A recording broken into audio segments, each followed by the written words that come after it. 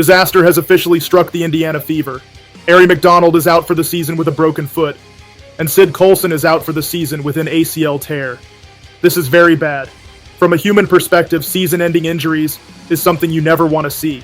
I especially feel bad for Aari McDonald. Colson at least has had a long WNBA career up to this point. But Aari McDonald isn't in a position where she can afford to have major injuries. She was traded away by Atlanta a few years ago, and cut by the Sparks.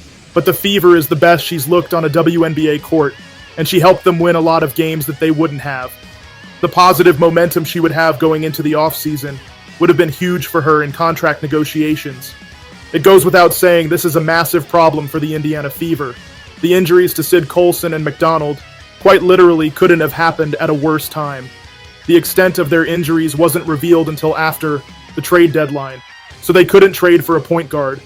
And at this point of the season, quality point guards are going to be extremely hard to come by. Any player good enough to start at point guard presumably would have already been signed to a team. The situation is dire for the Indiana Fever.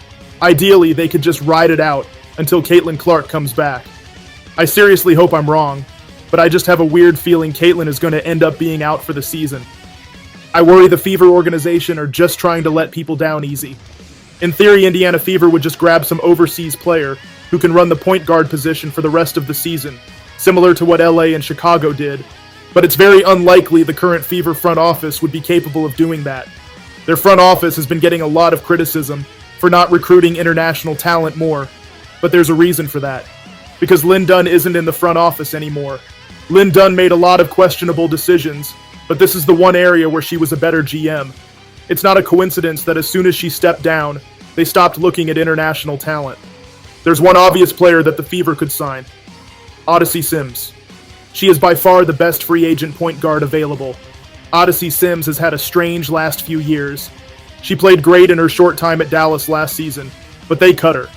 She ends up on the Sparks and had a good rest of the 2024 season, and she gave the Sparks some solid minutes in 2025, but they axed her for Julie Alamend. This is her opportunity to prove she can lead a good team to winning, which will help her out in the next free agency period. I think she's a no-brainer pickup for the Fever. There's no one else that will be a reliable double-digit scorer who can also facilitate the offense that's currently a free agency, barring a team cutting someone unexpectedly.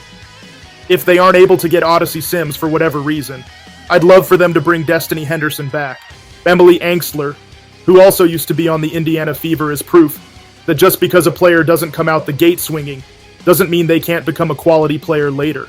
Destiny Henderson is someone who will heavily benefit from expansion.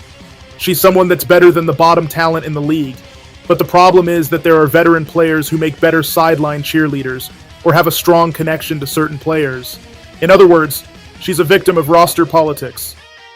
I'm not saying she would go out there and dominate, but I think she's someone that could provide a lot more value to a team than given credit for. Another player I would have pitched is Jaylen Sherrod, but unfortunately for the Fever, the Minnesota Lynx already picked her up. This was without a doubt a tactical move by the Minnesota Lynx. She played for the New York Liberty last year when they won a championship, so Cheryl Reeve will without a doubt try to pry information out of her when it comes to the schemes and plays New York likes to run. It also hurts the already limited pool of free agency point guards available.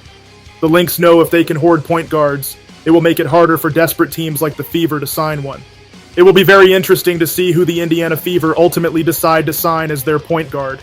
I'm also very curious to see if they waive anyone to make room for 2 point guards, one to start and one to be a backup.